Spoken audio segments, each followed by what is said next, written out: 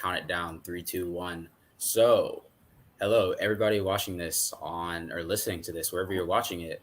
I'm Austin, and today we're going to be talking about hashtag social media sports industry with Glenn Ingram. So, Glenn, can you give us a little intro? Who are you? What's your job? What do you know about the social media sports industry? For sure. So we first met. Also, I'm gonna give us an intro first. We first met at Georgia Southern Uh-huh. when we both worked for the football team there.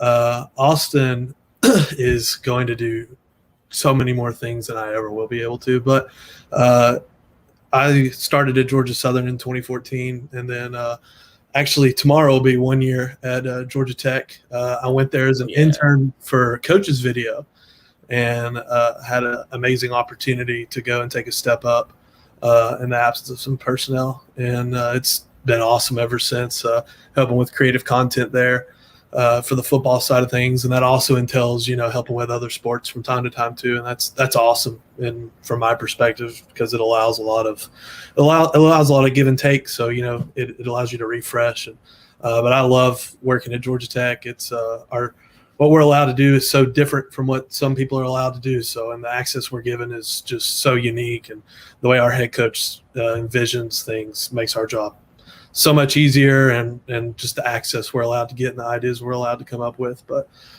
blessed to be in the position that I'm at Georgia Tech. Gotcha. Yeah, we're gonna get a little bit more into what what sets Georgia Tech apart content wise, but want to do a little bit more intro stuff.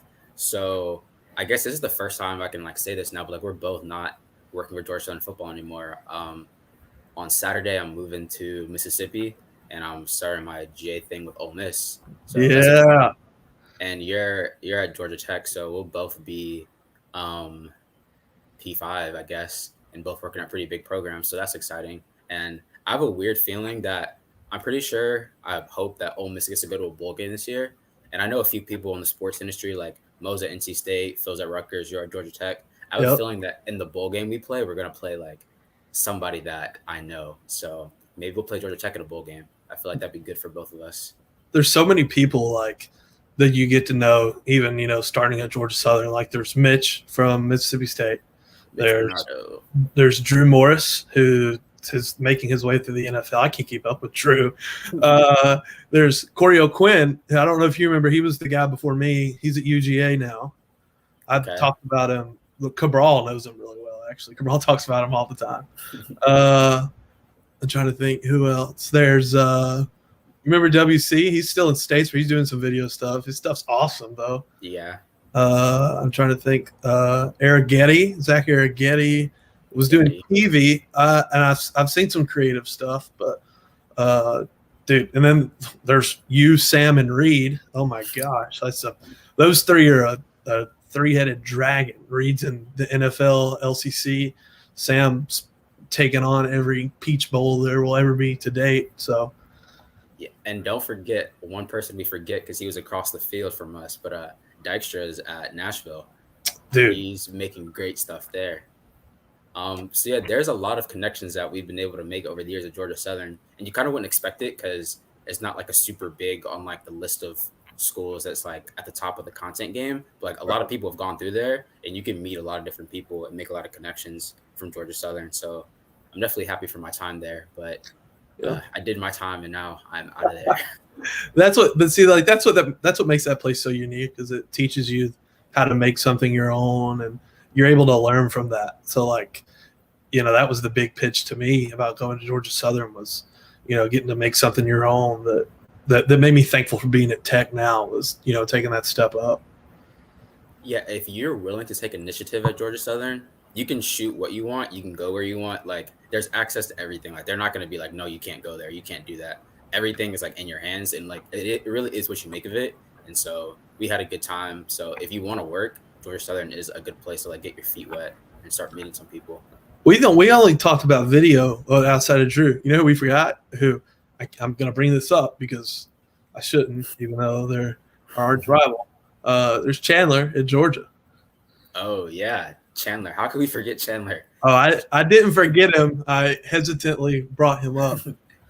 But yeah, Chandler is like, I don't know if there's a ranking system for, and I want to talk about this later, but I feel like Chandler's probably like a top 10 like college football graphic designer. Like he's up there. Very, very, very talented. You couldn't, I don't know. It's so tough to do that because so many people have so many different styles. And you know the way it is in our industry, like a lot of times you'll get something that might be top 10 and you might get a change from higher up, that affects that. It's just like, it's so different than any other industry where, the creative folks aren't always, the ones calling the shots in different places. But there's so many different visions. Like some people keep it simple. Some people go crazy complex. And yeah. It'd be extremely hard to do that, in my opinion. Yeah, so let's go along that track. So one thing that's important with like creative's important for various reasons, but you really need for the whole creative department to be good as a whole. You need top down from administration to money people to coaches to hiring staff and all that. You talk about what's the setup at Tech like as far as buy-in from administration, and then how does that trickle down to you as a creative person? So I think the first place I have to start with that is that everyone is so detailed in their job and they're so good at their job that it doesn't require us to focus on anything but creative. Like I've heard of places before where like the video person is just like doing operations things too. And that's just like, that's not the case with us because just, there's no makeup for it. It's not like, we're having to make up for an absence here. It's like, no, everybody is awesome. And like, they care about everything down to the point. Like, we're able to go into the training room and get treatment if we need it, God forbid that becomes a thing, but it's there. And like, it's been made clear to us, like, I go and see the chiropractor from time to time because bending over, looking at a camera will wear and tear on your back. And our chiropractor was a football player at Georgia Tech. His name's on the stadium. He's like a legendary player. But get back to the point. It's just a buy-in from everyone to make sure that the program succeeds, and it's top down, from the head coach to me, and that's like, to me, that's unheard of in the way that people perform and they do their jobs. And I think what really helps us is that our head coach has such an amazing vision all around about what he wants to see, and he's so bought into the new and what would be, what takes the next step, what goes beyond, because after each thing we do, we look at it and we go, how could we do it better? And even if we knock it out of the park, like signing day, I thought we knocked it out of the park with what we were given, but we still looked at it and said, okay, how do we take the next step? Who might have, who was up there with us, who did things that we thought that we could pull from and do better. I think that's where it all comes in from us, because there's such a great line of communication. If there's a max day in the weight room, we know about it. If, they're really good at communicating with us about, hey, this is coming up, we need to make sure we have content of it. So that's what really helps us in the long run, in my opinion, is just the overall communication of things. And then on the other side of it, you have, like I was talking about, the head coach's vision, and it's so unique. Like if he's not coming to us with ideas, we're coming to him with ideas, and we're on a group text. And that's what pays off, is just a buy-in and a head coach that thinks about that and has a priority on that. And that's where it all starts, is from the top with him. And it trickles down to us, and it allows us to be creative in what we do and how we envision things. And when you have a head coach that's bought in, he's not just telling you, change this in a video because he doesn't like it. He's like, okay, how is a recruit going to look at this? And what's that message, and everything we do and we release, there's a message behind it. And what is that message? How does it relate back to our program, and what story does it tell?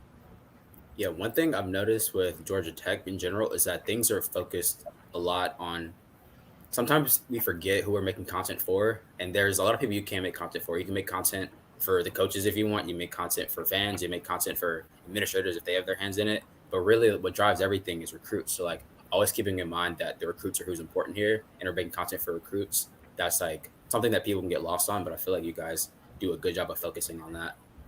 And that's been like the key, even outside of Georgia Tech. I think that's where you see a lot of programs get success, is when they take that step and they say, look, like this video might make the fans go wild, but it's not going to hit recruits, and it's not going to hit current student athletes, and it's not going to hit, the potential student athletes, recruits. And I think when you hit those recruits and you focus on that first, it becomes trickle down.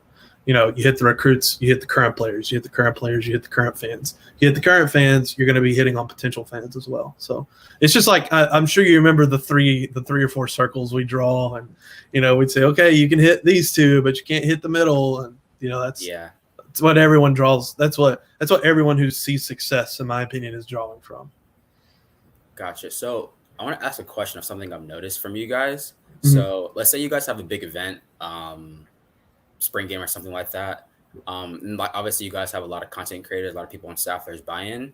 One thing I think you guys do, kind of explain to me. So if there's a day of content, are you more focused on getting content out on Twitter, social media, or are you more focused on getting content in the hands of the players? Like, what's the balance you keep between social media and giving stuff to players? I think by focusing on who the event's about, obviously 98% of what we do is player based.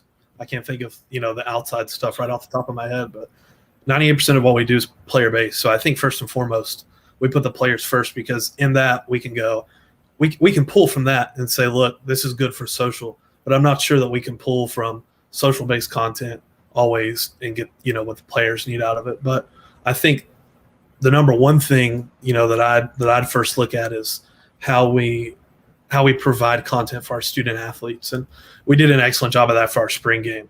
To date, we have 1.1 thousand pieces of content downloaded off of our influencer album from the spring game. And that's just photos.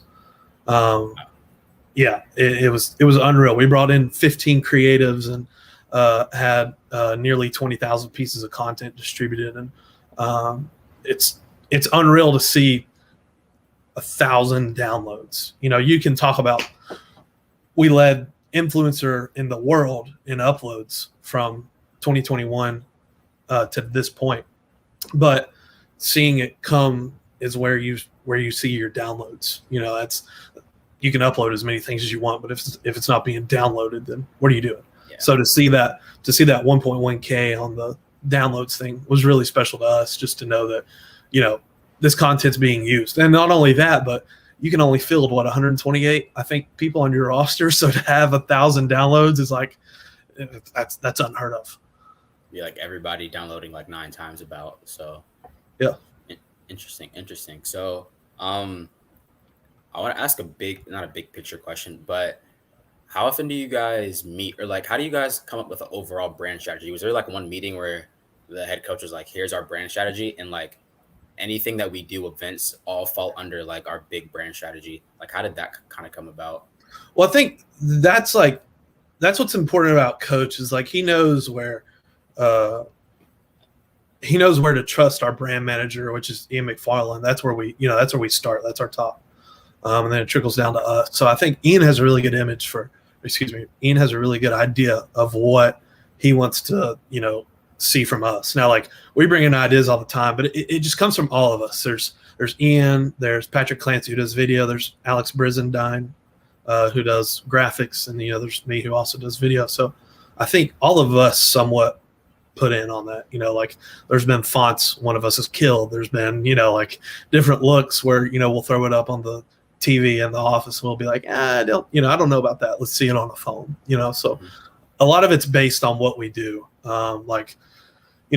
We've adjusted the LUT that we use for a lot of our photos and videos. We've gone, we dodge red. That's a big thing. We don't wear red, so we dodge red in all of our photos. But like, sometimes you can't do that, right? Like, if you shoot a sunset or a sunrise, like, you need that orange and red mix in there. So it's figuring out, how to use it. And it's not just, slap the filter on and run. It's a lot of like, hey, this is our look. And the base came from our look, but what do you think? So I think the creative image, it starts with Coach, but a lot of it's overseen by our brand manager, Ian, and we all give input on it. But Ian's the one where it all starts with, I'd say. Cool. So right now we're in July, and if you're in college sports right now, July and media day go hand in hand. So like, what'd you guys do for media days, like your own in-house media day, not ACC media day? What'd you guys do for your own in-house media day? And like, was it a big production? How much went into it? Like, kind of give me the rundown on that.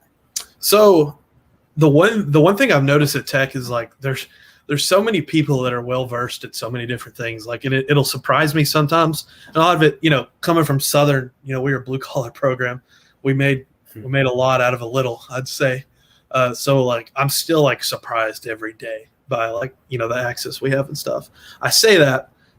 So our media day is today and tomorrow. So we set up Monday and today and this morning. We started with what we had in house, which is based off of 4 tube lights and some backdrops, and then we added from what our people over at our ACC Network office had, and we call them our ACC Network office, but there's so many different things than just that. Like that's a lot of what they do, but like they had the DMX lights, that we can run off of our computer. So we're working with those, some strobes.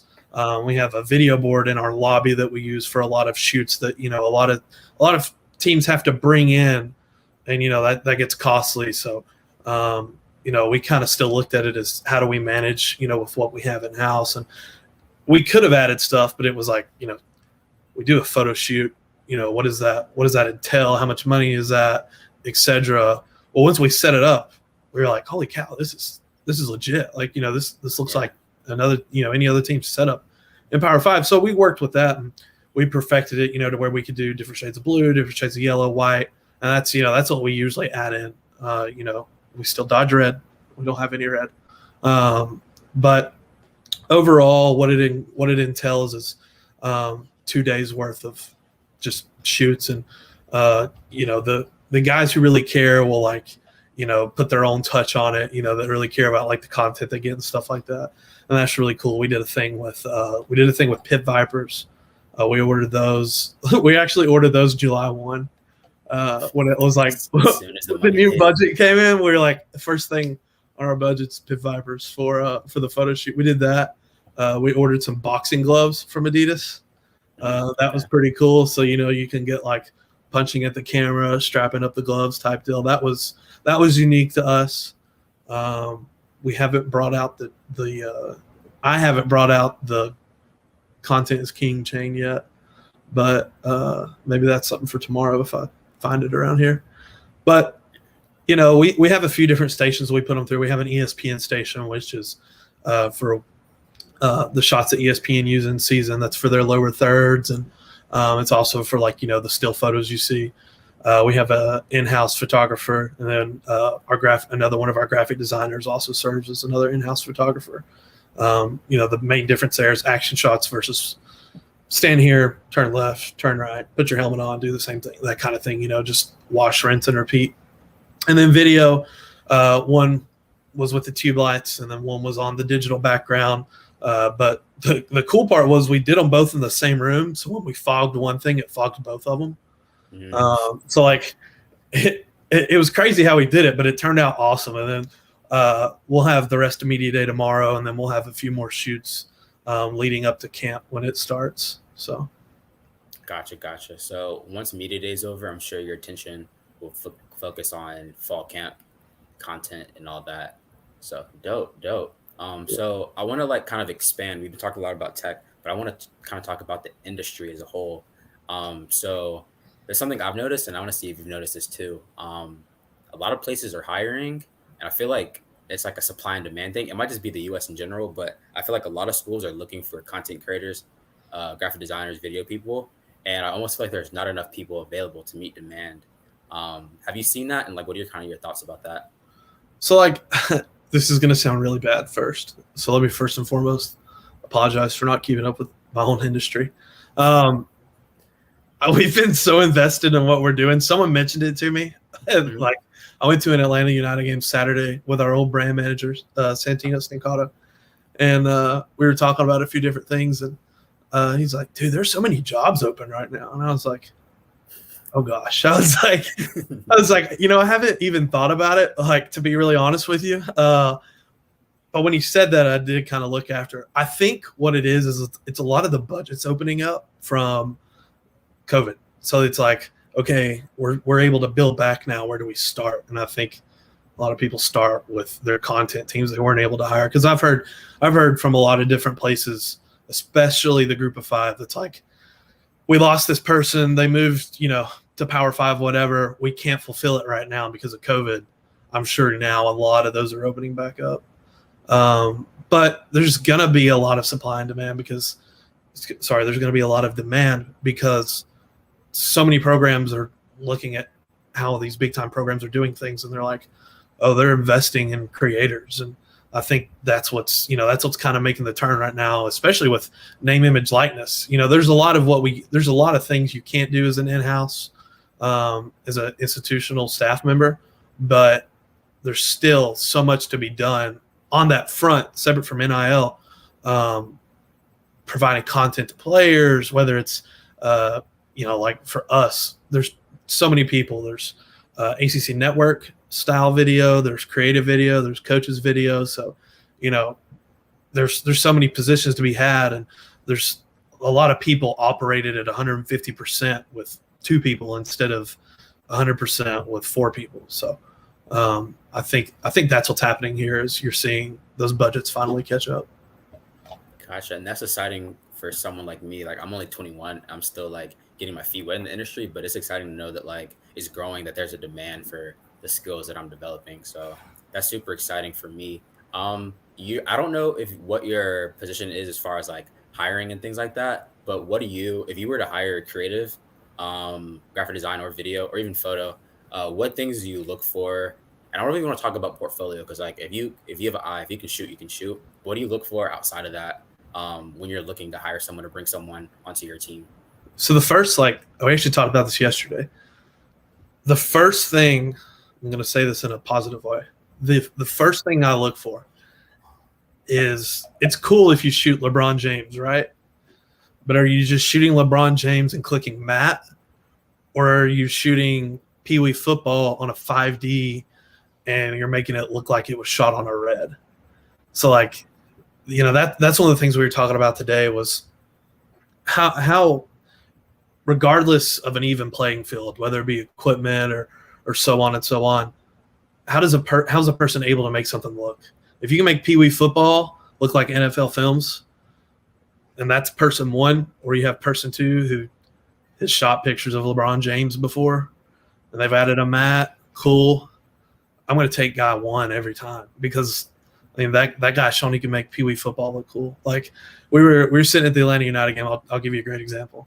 I'm not the biggest soccer fan, but I'm an experienced guy. I'll try it. Oh yeah. So we went to the Atlanta United game, and I'm staring up at the Halo board the whole pregame, obviously, and I'm like, oh my gosh! It's like if I'm just watching the video board, I'm so interested in this. Like I don't care what's happening on the field. This is sweet. Like these guys are doing an awesome job, and I think that's where you're like, oh man, that's different because on the other side of that, if LeBron James is in the building and you're just getting a shot of him, are you the guy that's like with the other 100 photographers trying to get the same shot?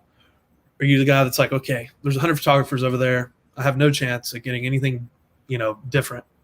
How do I be unique? Whether it's run up to the 400 section and get the shot looking down or whatever it may be. I think that's where we've come to now, where it's like there's a ton of people that can get a shot, right? Me and you could have stood on the sideline in 2017 and got the shot, but we didn't know we didn't know the process. And a lot of that comes from like hiring people who have, different specific qualities. And I think that's what makes our team great. Like Patrick's quality is like the effect stuff. I feel like, my greatest quality is my shooting. And my shooting got better because of being around people like you and Sam and Reed and, even bringing in like outside creators now to Georgia Tech. We brought in Bryce France for a few games last year. And some of the angles he got, I used in the spring game, like for video. Like I went on top of our building with Ronan and I shot down as our players walked in. It was the coolest slow-mo ever.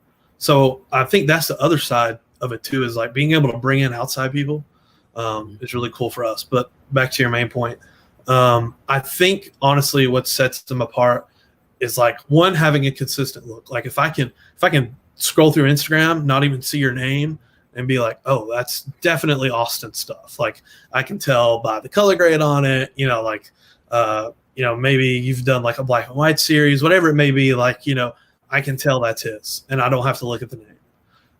The second part, and I see that a lot, like Matthew Grimes, one of the Braves LCCs, one of the MLB LCCs for the Braves. Let me say that right.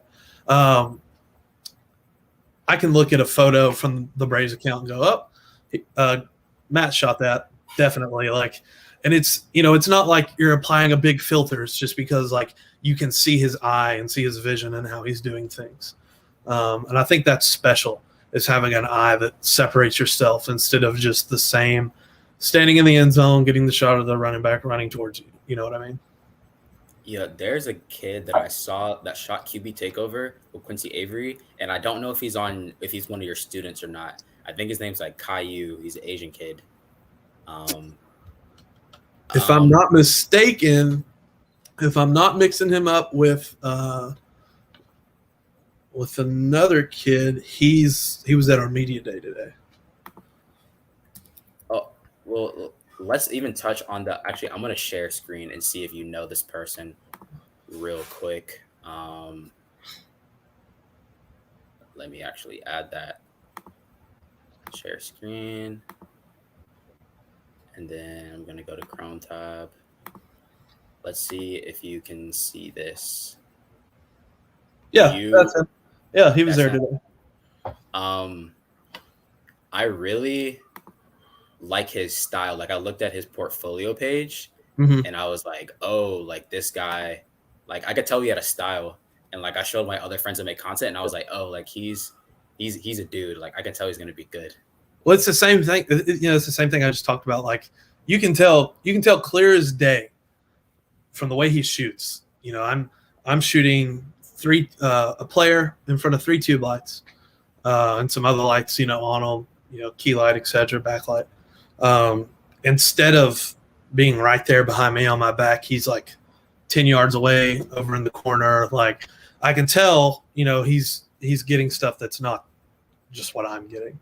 Now, that's what makes him unique. It's not just getting that same shot. It's like, oh, wow, like you get the full scene. Like a lot of times you see those behind the scenes photographers for events just like that. And it's like, oh, I can see the photographer leaned in, and, I can see the player looking right at him, etc. Like that's what sets you apart, is when you go and shoot those events and you don't have the same photos as Getty.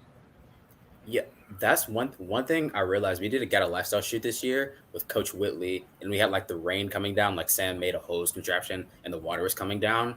But one thing, there was like 4 photographers there. There was like Sam was there, Alex was there, Greg was there, I was there, Reed showed up, Zane was there. There was like literally people running around in circles around this video shoot. And the content awesome. That came out of it was so good because like nobody wanted to have the regular in front angle. So you were like getting creative. You were grabbing trash cans and standing on top of them to get a shot, or we were like laying on our ground, or like literally getting in the rain with our camera. And like the photos that came out of that were great, but it was like, oh, like I don't even know if it's competition is the right word, but when there's more than one photographer, it pushes you creatively to think outside of the box. Yeah, it's healthy competition, and I think like I said, bringing so many people into one scenario is healthy for a lot of people. Like especially for like me and the other creatives at Tech, we said at the spring game, bringing in those people, seeing the shots they get, allows someone like us who sees the building every day, sees the stadium every day, to look at it and go, oh, that's a unique angle. We can use that in the future as well. So it's like a football sideline, right? Everyone wants to get the touchdown shot, but have you thought about the celebration shot and the coach is going to run? Like we were talking about it today. Monday we were talking about it. Our game day setup. It's like, okay, everyone doesn't need the touchdown shot. Who's going to get the celebration shot, who's going to be in the bench area, etc. It's thinking forward. Gotcha. So I know you guys have a good group of creatives on staff, and I know you guys have a program for students as well. Are you kind of over the students, and what kind of things are you going to do to help them? Like once they're already here and in-house, what are you going to do to try and help them develop and become good content creators themselves? So relating back to Coach, being invested in all this, we took him an idea about recruiting creatives not just like, hey, we want you to come to school here, but like recruiting them. We sent them the same graphics we were sending class of 2021 kids. We were going in pretty much. So from that perspective, we were able to be unique, and that's what coach likes to see out of anything we do, right? We want to be unique. So that's where we started, was straight up recruiting. And we said, we pretty much just started with a few different of our current, we have what we call our own LCC program at Georgia Tech, which is just when we bring in the outside creatives. We started with people they follow, and we pretty much went through everyone's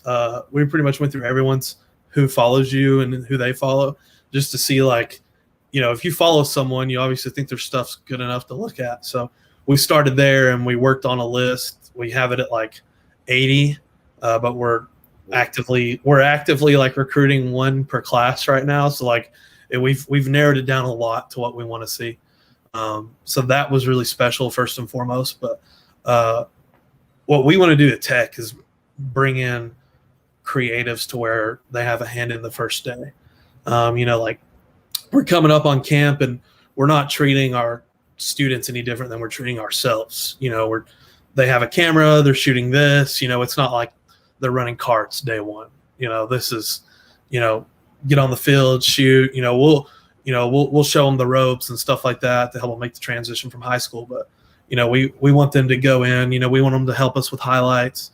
I think for me, looking at this another way, my experience at Georgia Southern with y'all and leaving and then coming back and hearing like the things that y'all said, like I could have done better, was really important. Like, especially in what I do now, it's like, how do we create an environment for these kids to where in a year, not even a year, as soon as possible, you can go, hey, I need a quarterback highlight of our starting quarterback. I need it in 2 days to send a coach at 5 p.m. Go. And you just sit back and it happens. Instead of, hey, I need this done. Hey, how's that going? Hey, to make sure you do it this way. They're to that point to where it's like, I don't have to say, hey, make sure you do this. Hey, look out for this.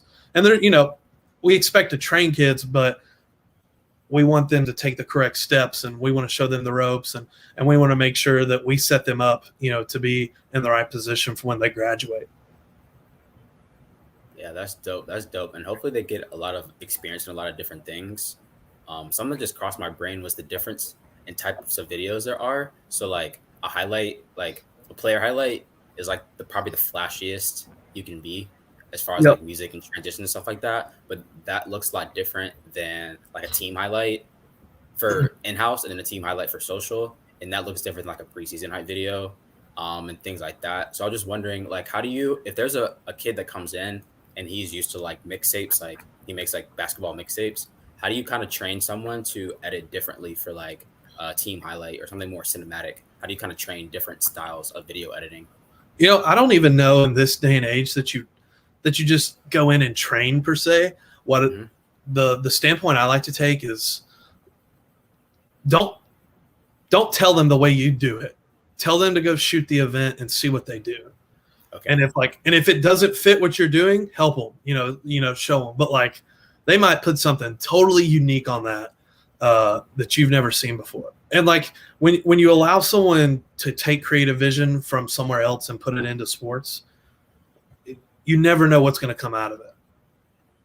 And I think by doing that, you allow yourself to hit even more of an audience, right? Because if they're used to making a basketball video, and they come in and make something that resembles a basketball video, and we put that on TikTok, Twitter, whatever it may be, not only are we going to hit the football crowd because we're a football account, we might hit the basketball accounts because it's a basketball looking video. So I think, there's multiple ways of looking at it, but to me, like, I wouldn't want to go straight in and train someone. I'd want to see, like, what do you know at this point, or how do you do things at this point that, one, we may be able to learn from, or two, we may be able to morph into something that works better for football. Gotcha. Yeah, one thing I think that would be cool is, like, I guess all creatives, especially in football, like, you have the freedom to go shoot other things in the spring and things like that. I also think it'd be a good idea for a lot of creatives to shoot things that aren't sports. So like either wildlife or like go to a concert and shoot something or try and do a music video just because like it changes up your eye for things. And it's also like a lower pressure environment so you can think more. So like if you're shooting a music video, you can like frame things and like your brain's working more to tell the story. Whereas like in sports, it's like get the moment, get the shot. So It I think makes you that's something. Yeah. it makes you appreciate other things too. Like I had, I don't know if you remember, I had the experience to shoot the Daytona 500 a few years ago, Oh yeah, yeah, I and remember that. in my mind, I'm like, okay, run the shutter speed to 1,000, get the shot, right? No, when the cars are going 200 miles an hour, you have to move with those objects. And in NASCAR, like they tire blur is like a sign of a professional, but the car's not blurred. And in order to do that, you have to be moving the exact same speed as the car. Like when it comes around the corner, you have to move at that speed. But that also means you have to run your shutter low, which means trial and error 100 times. Thankfully, there was a Getty photographer beside me that was like, that I asked, begging. I was like, can you tell me what your settings are right now? And he's like, yeah, I'm on this, this, and this. I was like, oh, thank you so much, because I would have spent half this race trying to figure that out. It's finding the good people too. You know, like I just mentioned, the Getty photographer, that nice Getty photographer won't always be there. So finding people who are going to help you is essential. Cool, cool. So we're about to wrap up, but I have one last question. That I don't, you said earlier that you're kind of like locked in on what you're doing, so you might not be as aware of the community or of the things that you like to watch. But what do you? I would say two questions. Are there certain sports creatives or certain sports brands that you think make good stuff and you like enjoy watching their stuff just for like enjoyment purposes? Yeah, let's go with that one first. So to me, I've always enjoyed watching stuff outside of football and see Okay. like how we can take that, kind of like I talked about bringing in a creator that hasn't shot or hasn't primarily shot football before. Um, like a lot of the NBA teams while they were in the playoffs type deal.